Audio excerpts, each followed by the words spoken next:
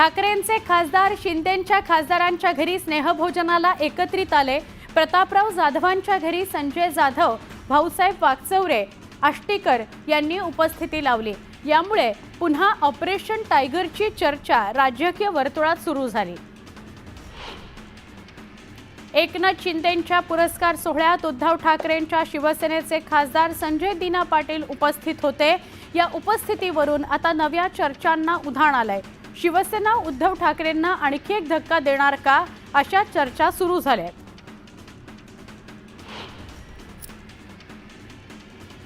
संजय दिना पाटलांच्या शिंदेंच्या सत्कार सोहळ्यातील उपस्थितीवर आदित्य ठाकरेंनी प्रतिक्रिया दिली। संजय दिना पाटील पवार साहेबांसाठी गेले असतील, असं आदित्य ठाकरे म्हणाले। ठाकरे गटाचे रत्नागिरी जिल्ह्यातील माजी आमदार राजन साळवींनी ठाकरेंच्या पक्षाला जय महाराष्ट्र केलाय। ठाकरेंच्या पक्षातील उपनेते पदाचा त्यांनी राजीनामा दिला। राजन साळवी आज ठाण्यात 3 वाजता एकनाथ शिंदे यांच्या उपस्थितीत शिवसेनेत प्रवेश करतायत। लांजा राजापूर या मतदारसंघातून राजन साळवींचे समर्थक मुंबईत दाखल झाले। विकासाच्या दृष्टीने राजन साळवींनी घेतलेला निर्णय योग्य आहे, असं मत समर्थकांनी मांडलं। जेवढ्यांना फोडायचं आहे तेवढ्यांना फोडा, सत्ताधाऱ्यांचा स्वार्थीपणा, हवरटपणा काही संपत नाही आहे, असा घणाघात आदित्य ठाकरेंनी केला। फोडाफोडीच्या राजकारणात जनतेकडे दुर्लक्ष होत असल्याचा आरोपही आदित्य ठाकरेंनी केला। राजन साळवींच्या पक्षप्रवेशाबाबत आश्चर्य वाटत नाही। पराभव झाल्यापासून त्यांनी भविष्याकरता मार्ग शोधायचा प्रयत्न केला, पण भाजपने त्यांच्यासाठी दरवाजे बंद केले, असं विनायक राऊत म्हणाले। शिवसेनेतून हकालपट्टी केल्यानंतरही माजी नगरसेवक महेश गायकवाड एकनाथ शिंदेंसह एकाच व्यासपीठावर दिसून आलेत। मलंगगड यात्रेनिमित्त गायकवाडांनी एकनाथ शिंदे आणि श्रीकांत शिंदेंच्या फोटोसह जोरदार बॅनरबाजी केली। त्यामुळे राजकीय वर्तुळात चर्चा सुरू झाल्या। भाजपच्या विजयात निवडणूक आयोगाचा मोठा हात आहे। महाराष्ट्रात निवडणूक आयोगाची सत्ता आहे, असा आरोप आदित्य ठाकरेंनी केला। देशात पारदर्शकपणे निवडणुका होत आहेत का, असा सवाल आदित्य ठाकरेंनी केला। ईव्हीएम मधून माझं मत कुणाला जातंय मला माहित नाही। ईव्हीएम बाबत निवडणूक आयोगाने स्पष्टता द्यावी, अशी मागणी आदित्य ठाकरेंनी केली आहे। 47 लाख मतदार कसे वाढले, याचं आयोगाने उत्तर दिलेलं नाही, असं आदित्य ठाकरे म्हणाले। शरद पवारांनी केलेल्या शिंदेंच्या कौतुकाबाबत आदित्य ठाकरेंनी प्रतिक्रिया दिली। कुणी कुणाचं कौतुक करावं हा ज्याचा त्याचा प्रश्न, पक्ष फोडणाऱ्यांचं आम्ही कौतुक करणार नाही, असं आदित्य ठाकरे म्हणाले। मुख्यमंत्री देवेंद्र फडणवीसांनी बोलावलेल्या बैठकांकडे पुन्हा एकदा उपमुख्यमंत्री एकनाथ शिंदेंनी पाठ फिरवल्याचं चित्र आहे। फडणवीस यांनी बोलावलेल्या नगरविकास विभागाशी संबंधित बैठकीला शिंदेंनी दांडी मारली। धनंजय मुंडेंना कारणे दाखवा नोटीस बजावण्यात आली आहे। विधानसभा निवडणुकीत उमेदवारी अर्ज भरताना खरी माहिती लपवल्याच्या करुणा मुंडेंच्या तक्रारीवरून ही नोटीस बजावण्यात आली आहे।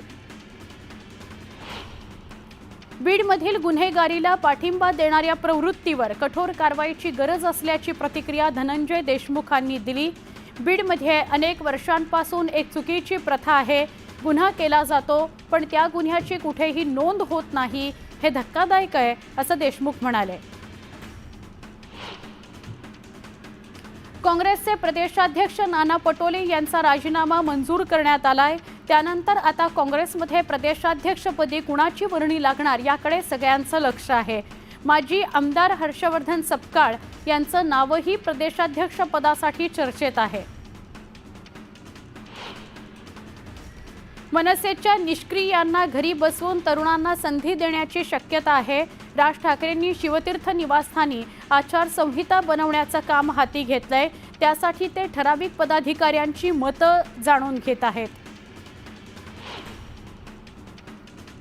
सिंधुदुर्ग जिल्ह्याचे पालकमंत्री नितेश राणे यांनी उद्धव ठाकरे गटाला पुन्हा एकदा धक्का दिला। ठाकरे गटाचे निष्ठावंत कार्यकर्ते म्हणून ओळख असलेल्या देवगड नगरपंचायतचे 2 नगरसेवक तसंच तालुका प्रमुखांनी ठाकरे गटाला जय महाराष्ट्र करत कमळ हाती घेतलंय। मीरा भाईंदरमध्ये ठाकरे गटाला मोठा धक्का बसलाय। ठाकरे गटाच्या 3 माजी नगरसेवकांनी शिवसेनेत प्रवेश केला।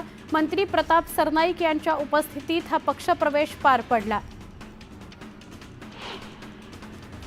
नागपुरातील बसपचे महाराष्ट्र प्रभारी आणि माजी अध्यक्षांची पक्षातून हकालपट्टी करण्यात आली आहे। बसपाचे प्रभारी अशोक सिद्धार्थ आणि माजी प्रदेशाध्यक्ष संदीप ताजने यांची पक्षातून हकालपट्टी करण्यात आली आहे। सावित्रीबाई फुले पुणे विद्यापीठाच्या अनागोंदी कारभाराविरोधात पुण्यात अभाविपनं महाआक्रोश मोर्चा काढला। 61 विविध मागण्यांकरता हा मोर्चा काढण्यात आला। पुणे अहिल्यानगरसह नाशिक जिल्ह्यातील विद्यार्थ्यांनी मोर्चात सहभाग घेतला। पुरातत्व विभागाने पुन्हा एकदा तुळजाभवानी मंदिर आणि मंदिर गर्भगृहाची तपासणी केली। वेगवेगळ्या 3 पद्धतीने ही तपासणी करण्यात आली। तिन्ही चाचण्यांचे अहवाल आल्यानंतर मंदिर गाभारा आणि शिखराच्या दुरुस्तीबाबत निर्णय घेतला जाणार आहे। गडचिरोली जिल्ह्यात माओवाद्यांविरोधातील कारवाईसाठी रस्ता खुला करत असताना एका पोलीस कॉन्स्टेबलचा हृदयविकाराच्या झटक्याने मृत्यू झाला। रवीश मधुमटके असं पोलीस अधिकाऱ्याचं नाव आहे। ते त्यांच्या पथकासह भामरागडमधील मोहिमेसाठी रस्ता खुला करत होते। खामगावच्या बोरी अडगाव आसा दुधा या शिवारात डॉक्टर बाबासाहेब आंबेडकर कृषी स्वावलंबन योजनेअंतर्गत विहिरी खोदण्यात आल्या। या योजनेसाठी राज्य सरकारकडून 2.5 लाखांचं अनुदान दिलं जातं, पण 3 महिने उलटल्यानंतरही शेतकरी अनुदानाच्या प्रतीक्षेत आहेत। तात्काळ अनुदान न मिळाल्यास आत्मदहन करण्याचा इशारा शेतकऱ्यांनी दिला। नाशिकमध्ये विभागीय आयुक्त आणि जिल्हाधिकाऱ्यांसह 50 अधिकाऱ्यांनी रामकुंड परिसराची पाहणी केली। नाशिकमध्ये होणाऱ्या कुंभमेळ्याच्या पार्श्वभूमीवर ही पाहणी करण्यात आली। रामकुंड परिसराबरोबरच काळाराम मंदिर आणि कुंभमेळ्याच्या शाही मार्गाचीही पाहणी करण्यात आली। छत्रपती संभाजीनगर शहरातील मुख्य रस्त्यांची दयनीय अवस्था झाली आहे। टी पॉइंट ते सिडको बस स्टँड पर्यंत जाणारा जळगाव महामार्गाला जोडणारा मुख्य रस्त्याची चाळण झालेली आहे। बीड रस्त्यात 2000 हेक्टरवर फळबागांची लागवड करण्यात आली आहे। कृषी विभागाकडून 2 हेक्टर मर्यादेपर्यंत 2,24,000 रुपयांचं अनुदान देखील या शेतकऱ्यांना मिळणार असून यासाठी अर्ज करण्याचं आवाहन कृषी विभागाकडून करण्यात आलंय। साईबाबांच्या शिर्डीला परिक्रमा करण्यासाठी देशविदेशातील साई भक्तांची गर्दी झाली आहे। शिर्डी ग्रामस्थांसह सर्व प्रशासनाच्या मदतीने साई भक्तांकरता व्यवस्था करण्यात आली। येळकोट येळकोट जय मल्हारचा जयघोष करत मनमाड आणि येवल्याच्या नगरसूल इथं खंडेराव महाराज यात्रा उत्सवाला सुरुवात झाली। दर्शनाकरता आणि 12 गाड्यांचा चित्तथरारक कार्यक्रम पाहण्याकरता भाविकांची अलोट गर्दी उसळली। मालेगाव इथं बनावट जन्मदाखले प्रकरणात पोलिसांनी एका वकिलासह आणखी 2 लोकांना ताब्यात घेतलंय। आता या प्रकरणात विश्व हिंदू परिषदेनं उडी घेतली आहे। संपूर्ण प्रकरणाची ATS मार्फत चौकशी करण्याची मागणी करणारे निवेदन वरिष्ठ पोलीस अधिकाऱ्यांना देण्यात आलंय। सोलापूरकरांच्या दृष्टीने महत्त्वाचा असणारा पाकणी हा जलशुद्धीकरण केंद्र प्रकल्प लवकरच सोडवणार असं आश्वासन मुख्यमंत्री देवेंद्र फडणवीस यांनी दिलंय। आमदार देवेंद्र कोठेंनी या संदर्भातील निवेदन मुख्यमंत्र्यांना दिलं होतं। त्यानंतर हा प्रश्न लवकरच मार्गी लावणार असल्याचं फडणवीसांनी सांगितलं।